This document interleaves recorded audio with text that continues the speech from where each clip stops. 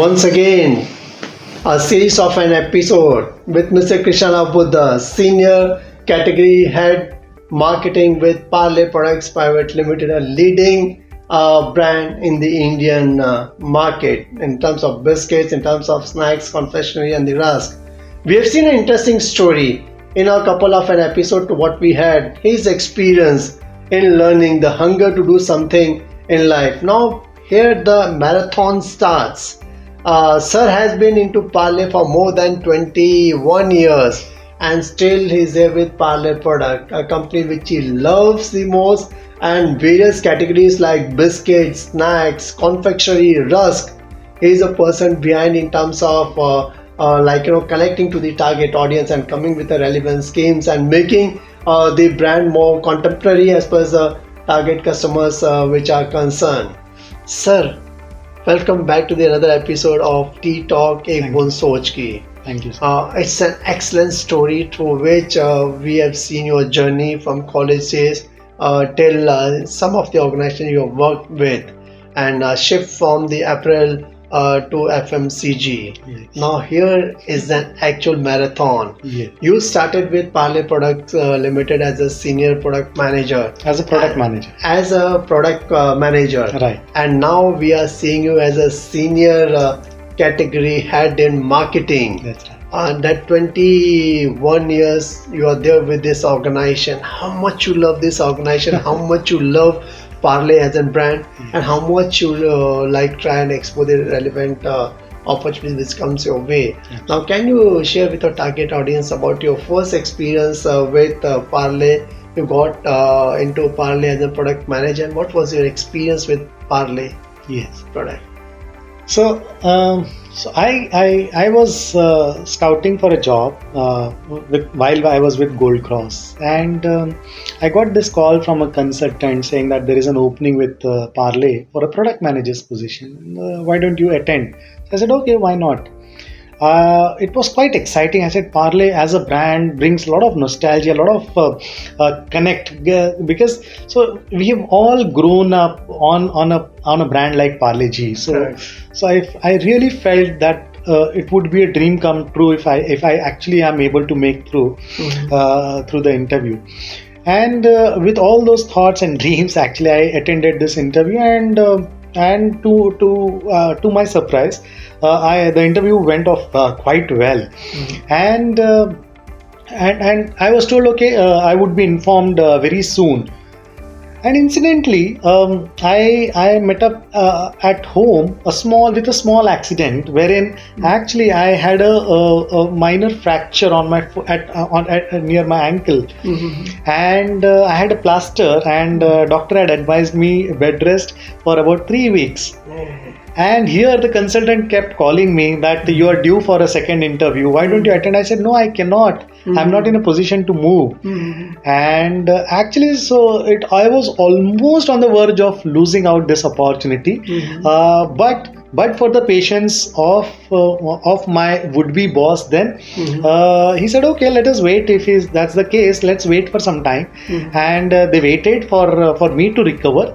So for more than 3 weeks, and that's when I attended my final interview, and I got selected, and he took me again to the management, to the executive director, and he asked me a few questions, and then finally, yes, they said, okay, now we'll make you an offer, and then we'll have some formalities like medical tests, etc., and that's about it. And I cleared. I was overjoyed. I really felt that this was like really a great breakthrough for me. And as I joined Parle, so for the first 2 years, let me tell you, it's like an ocean. Such a huge and such a deeply rich company, in terms of learnings, in terms of brands, in terms of activities. Every aspect of it is such huge that at least for the first 2 years, I was just about observing the brands, and I felt, even this brand belongs to Parle. Number Every of brand, SKUs. so the number of brands, the number of SKUs. Yeah. So, and I started going for market visits, and every time I would go to a distributor and I would say, oh, this brand also is belonging to Parle, because Okay. so that time, so when I joined, this was early May 2001, and we were working with about 20 to 23 contract manufacturers. We had about 3 of our mother units, and that's about it. And still, that was the kind of spread that Parle had. And year after year, the journey began such exciting that year after year we went on to clock growth. Growth to the tune of about upwards of 25% year after year on a very, very large base. And it was always like short supplies. Parle was like all about short supplies. कि अरे माल नहीं मिल पा रहा है. And then we were striving, we were trying to trying to cope up with the increase, with the crazy demand that the market was having. Be it not just for Parle G. Any and every brand of ours, so be it Parle G, Crackjack, Monaco, Hide and Seek. So these brands were like in huge demand. Even our confectionery brands, they were like massive demand, and we were just about trying to cope up, setting up factories, etc. And I would say the journey was like that. It continued till about 2007. And what happened, the change that that took place in 2007 was the introduction of the new Standard Weights and Measures Act, which basically talks about having standard weights. So up to 25 grams you can have any weight. Beyond 25 grams you should have pack weights only in multiples of 25. Okay. And beyond 100 you should have in multiples of 50. So you cannot have 125 gram, you need to have 150 grams, 200. Okay. And beyond 300 grams, you need to have in multiples of 100 grams. So basically, that was the Standard Weights and Measures Act. And 2007, we saw the introduction of Non-Standard Weights and Measures Act, which because of which it gave us some freedom. There were like pros and cons of it. So it gave some freedom to have non-standard weights. So instead of 100 grams, you could have 92 grams, 93.5 grams as well. So if you were to take a price increase, how do you do? So you can take either a direct price increase or an indirect price increase. An indirect price increase is nothing but shrinking the weight of the pack. So instead of 100 grams, you will have say 93.5, maybe one biscuit lesser or 2 biscuit lesser. So that's how you maintain your costs. The other way is directly you take a price increase. If it is largely the smaller SKUs, you usually do not disturb. So a 5 rupee and a 10 rupee pack, you do not make it actually 6 rupees and 11 rupees. Correct. Typically the large packs, maybe a 25 rupee, a 30 rupee pack, actually you can take a price increase to about 35 rupees. You can take a price increase of 5 rupees or so. But for the smaller packs, it becomes challenging to take a direct price increase. So that happened. And you started as a product manager with biscuit and confectionaries, That's right. That was for a couple of almost 3 years, near to 3 years. Correct. Sir. So then, as a senior product manager, yes. So what was the next challenge in that, Correct. So at Parle, so I was given a portfolio which comprised of a mix of biscuits and confectionery. Okay, and I managed those brands brands like Marie Choice. Marie Choice was our Marie brand, so which was fantastic. Then there were brands like Cream Biscuits. So Cream Biscuits was another story. I'll just come to that as well. And then I also managed some confectionery brands like Poppins, Rola Cola, and brands like Mango Bite. So these were very, very iconic and interesting brands to work upon. And then of course as a career progression, I got promoted as a senior product manager. But to take you back slightly, so there was a small change. So while as soon as I joined, we thought cream biscuits was a huge opportunity. There was only one strong leading player, national leading player, and we felt that there is an opportunity to actually garner huge market share in this category. But we were struggling, so we had our brand called Fun Center. So typically cream biscuits are seen to be round in shape, Correct. and we had Fun Center which was rectangular in shape. And our field force said नहीं rectangular biscuit हो नहीं सकता, इसको बेचने में बहुत मुश्किल होती, कस्टमर लेता नहीं है, ये नहीं वो नहीं. But we said no, we are going to sell this and then we devised a strategy. We said, okay, can we look at a penetrative pricing strategy here. So while the market leader was being retailed at a price of about 10 rupees, rest of the country, and in south it was retailing at 12 rupees for a 100 gram pack. For the same 100 gram pack, we offered it for 5 rupees. And that was a game changer. Sir. So as soon as we introduced a cream biscuit at 5 rupee price point, so initially we had a lot of challenges in terms of profitability. Correct.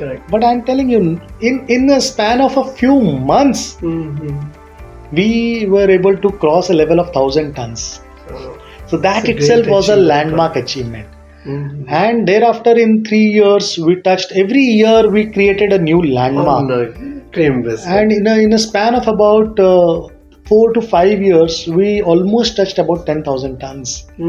So we created a new category itself. Correct. So all this while, cream biscuit was seen as an indulgent product. Correct. Okay. So in India, because that was the stature, that was the status across, and it was not easy for everyone to go and buy a cream biscuit. So a regular glucose biscuit, maybe a crackjack Monaco were fine. Correct. But say products, cookies and cream biscuits were seen as very rich and premium, and were offered only when the guests would come at home, and whatever are the leftover, the kids would get to enjoy those biscuits. Correct. So it was not really a regular. So what Parle essentially did was, we gave an access to the masses.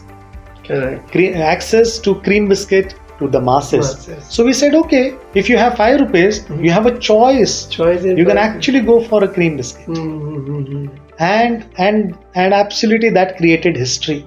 One of the second largest brand in the Parle portfolio was our cream biscuits. Cream biscuit. Yes. So, and sometime around 2008, so then we said, okay, there was yet another category where we had such an opportunity, and which was cookies, like I just mentioned. Cookies again was led by the competition with a very, very strong brand, and we actually applied a similar formula. Okay. And we said, why not offer a cookie, a butter cookie or a cashew cookie at 5 rupee price point? And there was no looking back. But let me tell you, before we struck it right and we struck it hard, we had at least 6 cases of failures in cookies. Okay. So we had a brand called Crunchy Munchy. It didn't work. We bought it under Parle Hide and Seek.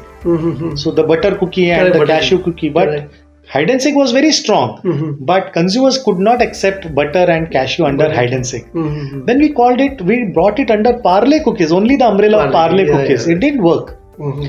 And then we came up with yet another avatar of under a brand called Galaxy. Even that couldn't cut ice. And we had yet another brand called Mayfair. Even that did not work. And then suddenly in 2007, towards the end of that, the T20 happened. And India went on to win that tournament.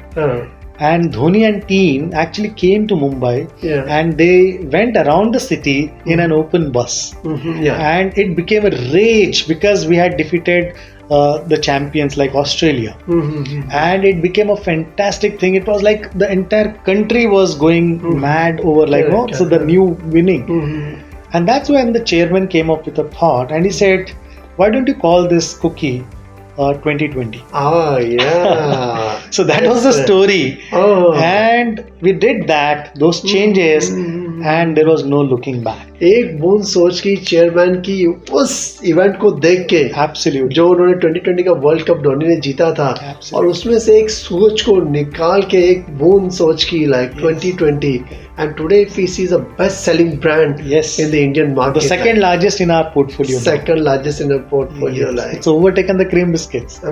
तो सोच एक बूंद से शुरू होती है दरिया बन गया है. Absolutely. Oh, great. So that and 2008 was also the first edition for IPL.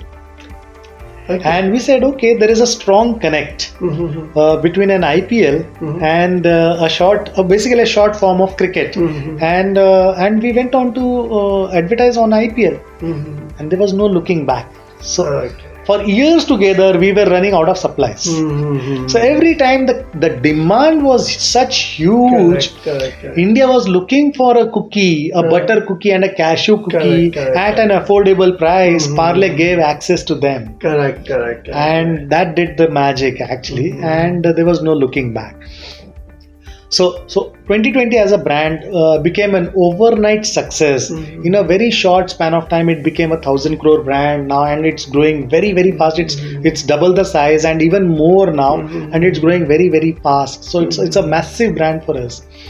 And I think it's an interesting story. It's of Mr. Krishnarao Buddha and Parle product.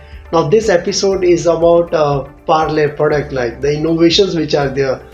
We came to know from this particular episode 2020 के पीछे एक बूंद सोच की क्या थी. Absolutely. I think there's a lot as far as the Parle range of products which are concerned. I'm sure in our next episode with Mr. Krishnarao Buddha, we are going to catch up on एक बूंद सोच की tea talk, taking the category of a product of a Parle further.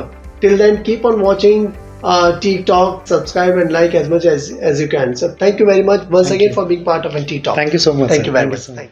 Thank you.